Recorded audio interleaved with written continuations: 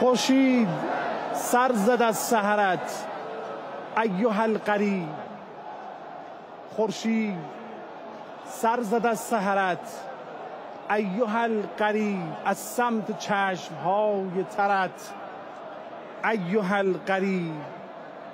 از کوچه های غربت شهر آمدی ولی داری عبا به روی سرت ایها الغریب. آقا جان، آسمان زیر پرت بود، زمین افتادی، یک عبا روی سرت بود، زمین افتادی. نه صدای تو به گوش کسی آن روز رسید، نه کسی دور و برت بود، زمین افتادی. صورتت خاکی و دستار و عبایت خاکی، مادرت در نظرت بود، زمین افتادی. ثانیه های پر از سوز و دلتنگی و تمنا در رسا و فقدان سلطان و شاه با وفا، آقای بزرگوار امام رؤوف حضرت رضا صلوات الله و سلام علیه، سر سفره عزای حضرت سلطان با دلتنگی و پریشانی برای امام جان در همهمه و غوغای مردمان این سامان، یعنی ایرانیان، به عطر خوش عشق و ارادت و تمنا با یاد علی ابن موسی الرضا و به روایت یاد خدا. اللهم صل على علی ابن موسی الرضا المرتضى الامام التقی النقی و حجتك على من فوق الارض و من تحت الثری الصدیق الشهید صلاة کثیرة تامة زاکیة متواصلة متواترة مترادفة که افضل ما صلیت علی احد من اولیائک.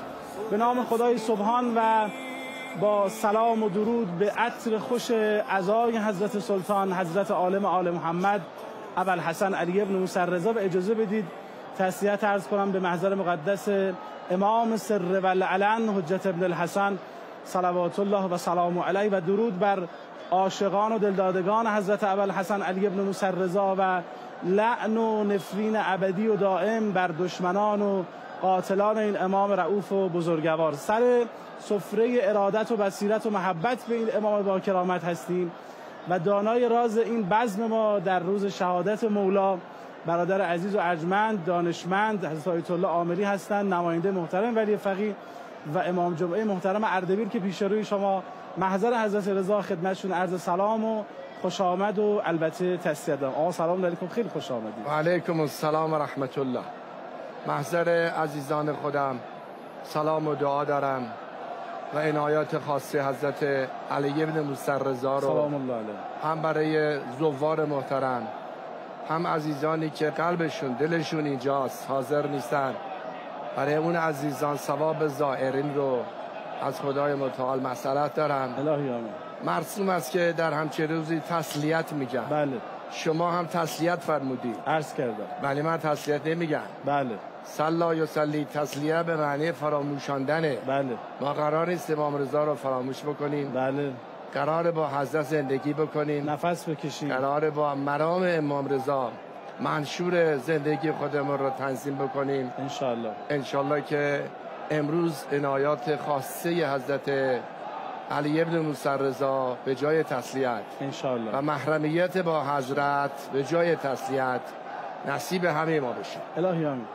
استاد عامری بزرگوار، خیلی ممنون و متشکرم، اما تو حرم حضرت رضا قوقاست. قوقاست، واقعا قوقاست و هر کس در گوشه‌ای برای خودش موکبی، هیئتی، روزخوانی برپا کرده بدون توجه به قیل و قالی که وجود داره.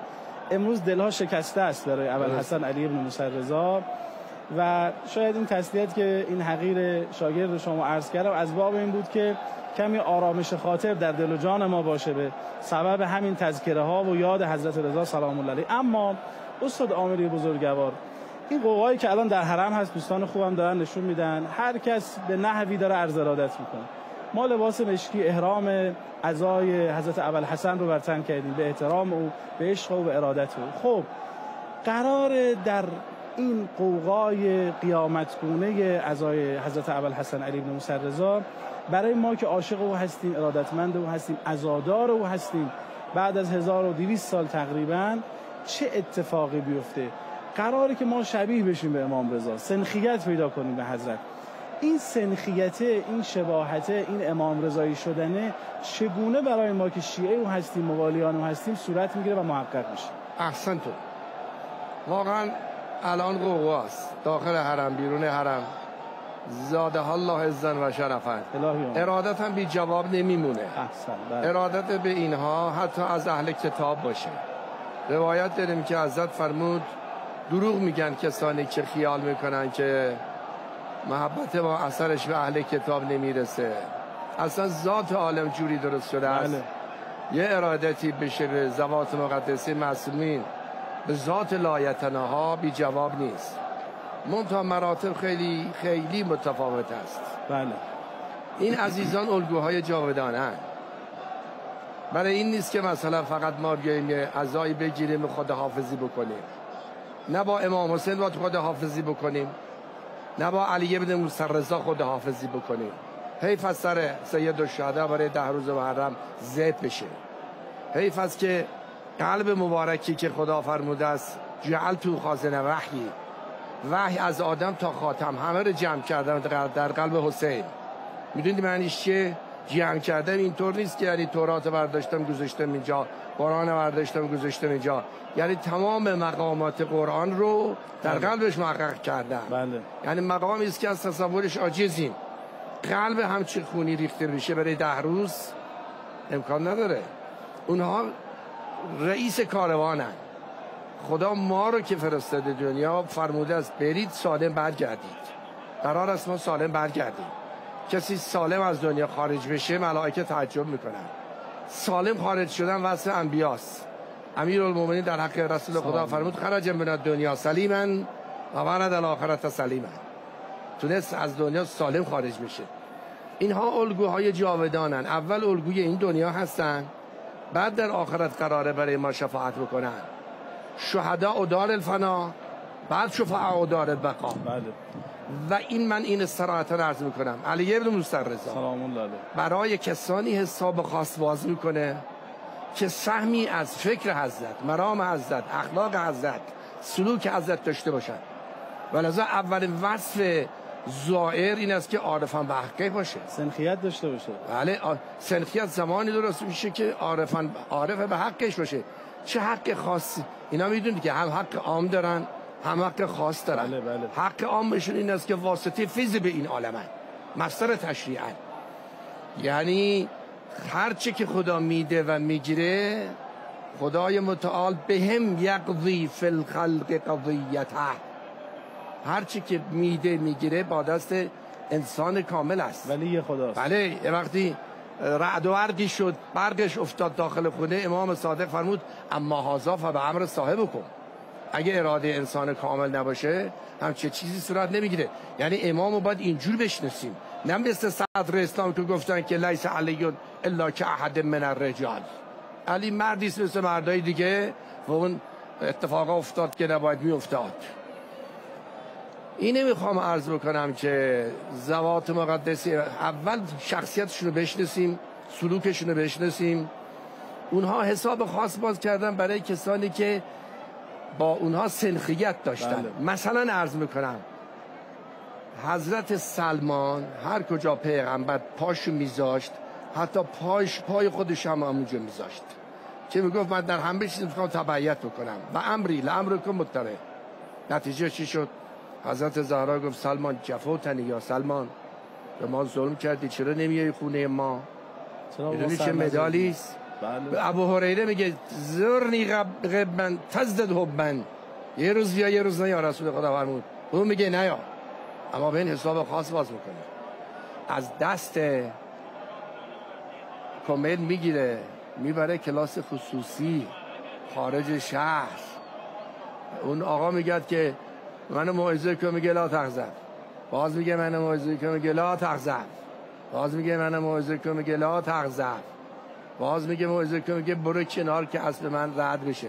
اون سهمش همینه. اما کمیل دستش میگیره. چرا؟ چون به امریل امرکم متبع عمل کرده است و عارف به حق ما.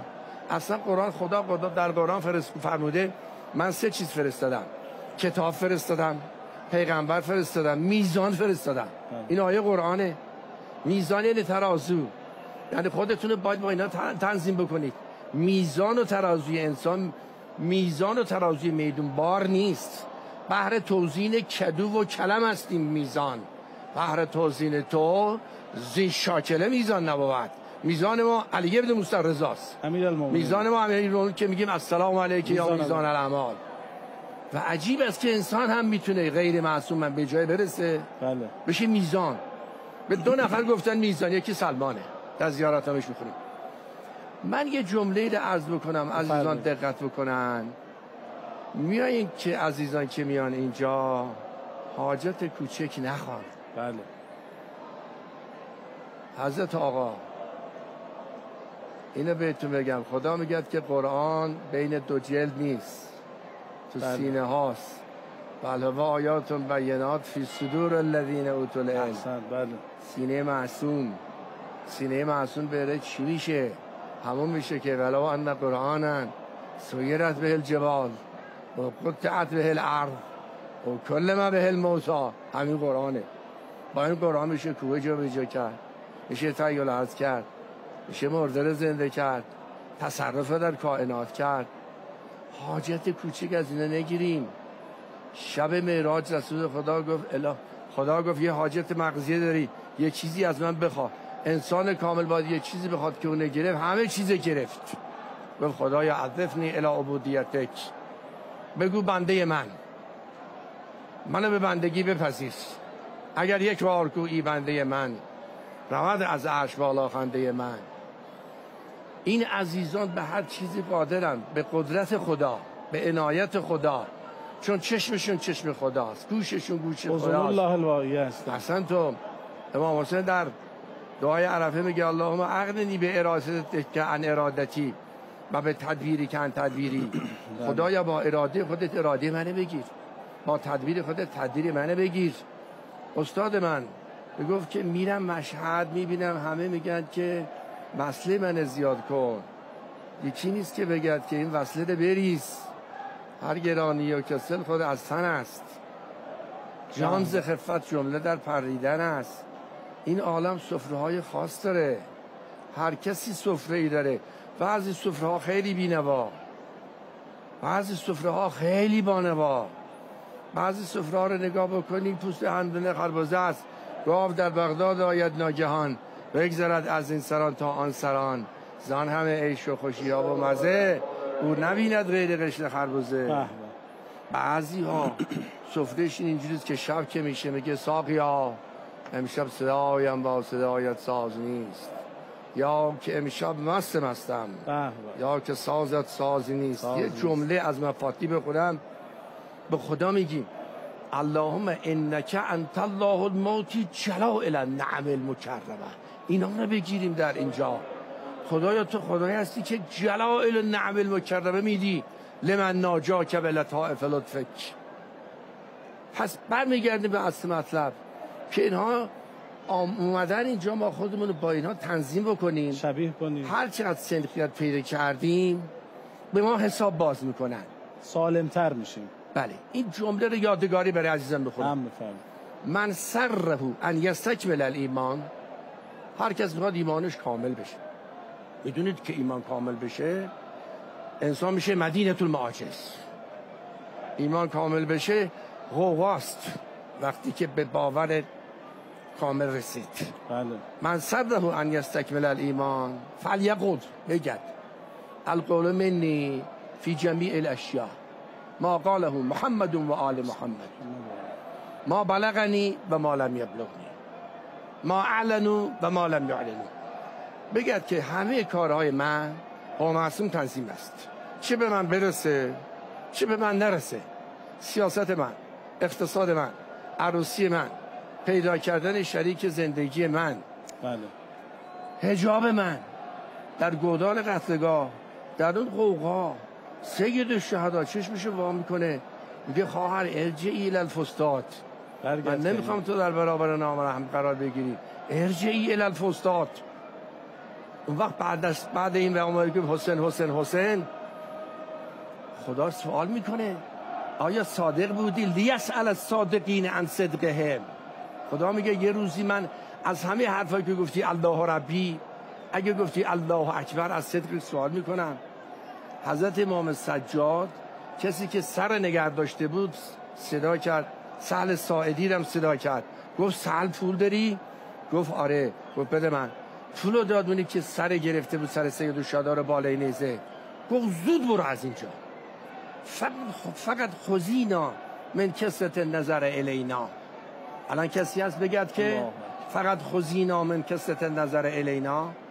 یعنی ما خوار شدیم به خاطر تماشای سر پدرم که میان چشمشون میفته به حرم، میگه خوار شدیم. تعبیر اگه حضرت نمی آورد من نمی آوردم. الان کسی هست بگد که خذینا من کثرت نظر الینا؟ اصلا شیعه را چرا شیعه میگن؟ شما میدونید چه کسی به ما گفته شیعه؟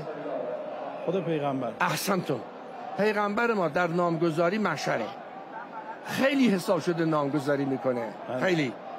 اولین بار که طبق منابع اهل سنت، تفسیر طبری، قدیمی ترین تفسیر اهل سنت، سوره بینه، من الذین آمنوا و عملوا الصالحات اولئک هم خیر البریه، خیر البریه، زیدش گفت که علی این مال تو و شیعیان توست. شیعه یعنی تبعیت، اصلا ماهیت شیعه تبعیته، اینکه دلم میخواد، خوشم میاد، اینجوری راحتم. یک عده جهنم میرن به خاطر لعلا یقال و به خاطر یقال، لعلا یقال ولی یقال. جهنم میره که نکنه مردم اینجوری بگن، خودش چشم دیگران جستجو میکنه، در قضاوت دیگران جستجو میکنه. بله. یا لیقال ریا میکنه تا یه حرفی خوبی بهش بزنن، یک عده اینجوری جهنمی میشن. خلاصی حرف من این است که حضرات معصومین رو برای ما خدا به عنوان الگوهای جاودانه معرفی کرده. اینا نه تحت تاثیر اشتهای نفسن چون معصومن، و نه تحت تاثیر شرایط اجتماعی هن چون معصومن. یعنی هیچ وقت زمان نمیتونه اینها رو منسوخ بکنه، کهنه بکنه. کسی بیاد بگه که حضرت زهرا به درد این روزگار نمیخوره، نمیتونه بگه. عمار میگه رفتم خونه زهرا، دیدم علی رو صدا زد، گفت علی جان بیا بشین، اخبار ماکان و ماهوکان تا روز قیامت بگم بنویس. یعنی تاریخ زیر پای حضرت زهراست. تو میگی به درد این روزگار نمیخوره. امام معصوم حی و میت نداره. بله، زنده است بلا اطلاق. استاد من یه سوال از محضر شما پرسم چون فرصتونم کمه.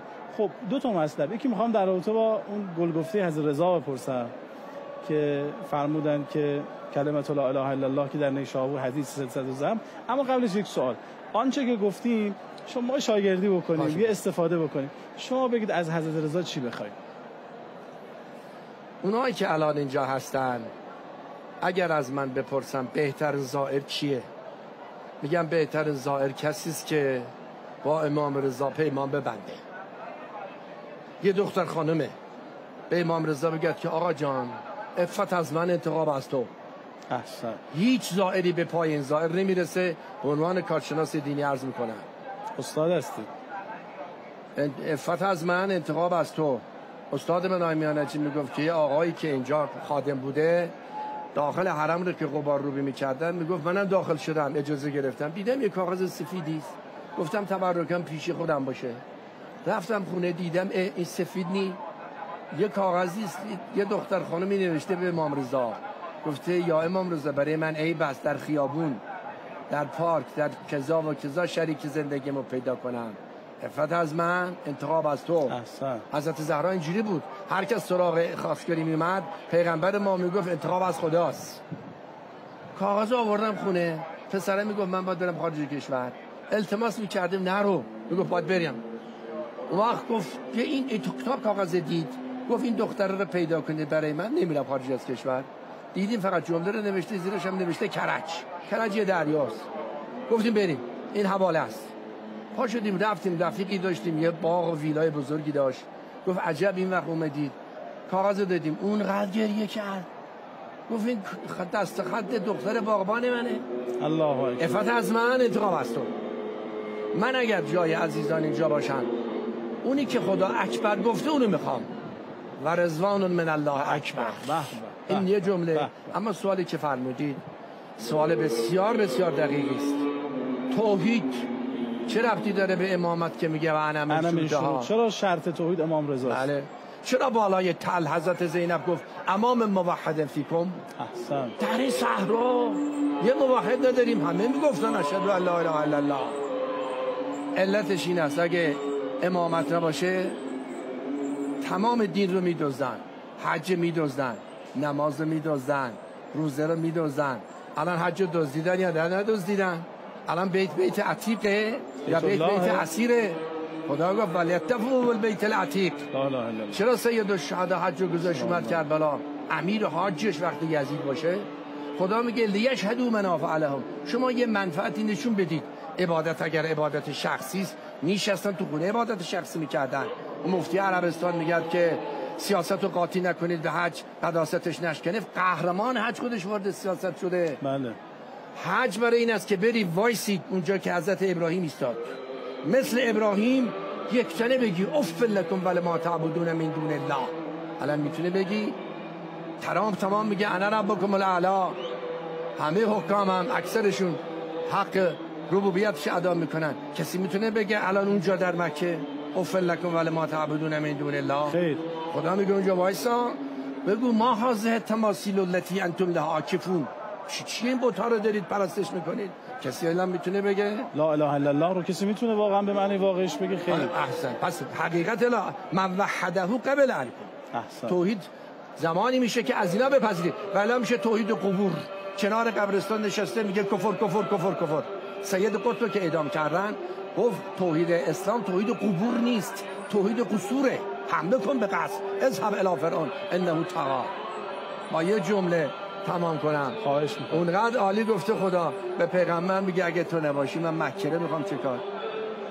لا اقسم بهذا البلد و انت حل بهذا البلد. زیارت امام رضا فرمود 1000 حج داره. جانم. اون طرف نمیدونست این فلسفه رو، تعجب کرد، سوال کرد. این بار حضرت فرمود 1000 ثواب داره. چرا؟ چون حقیقت حج اصلا نماز عید فطر، نماز عید اضحی شأن امامه. چرا؟ چون اونها ذخرن و شرفن و کرامتن و مزیدا اونجا درست میشه برای امام جامعه. اگه اون نباشه، امام نباشه، همه از دست رفت. اصلا توحید معنی نداره. یه جمله قرآنی با آب طلا باید نوشته میشه.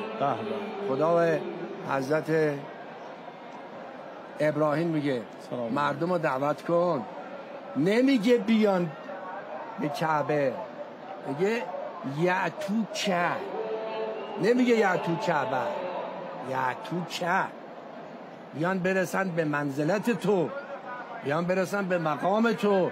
خودم که درست کرد خونه سنگی رو گفت خدایا من در کنار خونه سنگی انسان کامل میخوام. و بعث فیهم رسولا، کنارش انسان کامل نباشه با خانه سنگی کار فرنگی بکنیم. و جعل افئدة من الناس تهوی الیهم. عجب جای خوبی رسیدیم. من نسلی میخوام از تو قلب همه انسان رو بگیرم با خودشون ببرن. همین است که میبینیم. قافله سالار علی بن موسی رضا نمیشه تکون خورد جمعیتی از دیروز امروز. ماشاءالله ماشاءالله. جعل ریاستکم فی فطر المکلفین. خدا ریاست شما رو در اذن دخول دوم میکنی در قلب فطرت همه انسان ها گذاشت. یعنی هر کس بفهمد امام رضا چیه عاشقش میشه. اگر بفهمد سید الشهدا چیه بیقرار میشه. یه جمالی برای اینا خدا داده. ان ذکر الخیر، اگه زیبایی ذکر بشه کنتم اصله و فرعه و معدنه و معواه و منتهى. خیلی ممنونم استاد. دست شما رو میبوسم. زحمت کشیدید. لطف کردید. ممنونم. از شبکه رزین قرآن جدا تشکر. بزرگواری.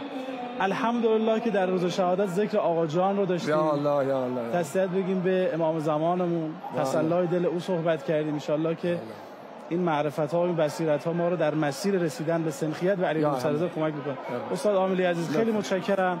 مردم عزیز ایران، در روز شهادت حضرت سلطان ابوالحسن علی ابن موسی رضا عالم آل محمد کنار این آقای بزرگوار هستیم. گل یاد شما رو کنار این مسجد شریف و نورانی میکاریم. او که صاحب و مالک روزه های سید الشهداست، او طریق عزاداری رو به ما آموخت. آقای بزرگواری که هر چه داریم و نداریم به برکت دعا و مرام و کرامت و نجابت اوست. سلام شما رو به حضرت رضا ابلاغ میکنیم و تسلیت شما رو هم محضر مقدس امام زمان در این مکان مقدس نورانی ابلاغ میکنیم. انشالله که به زودی زود شما هم مشرف بشید، شما هم ظاهرید، حظ و فیض ببرید.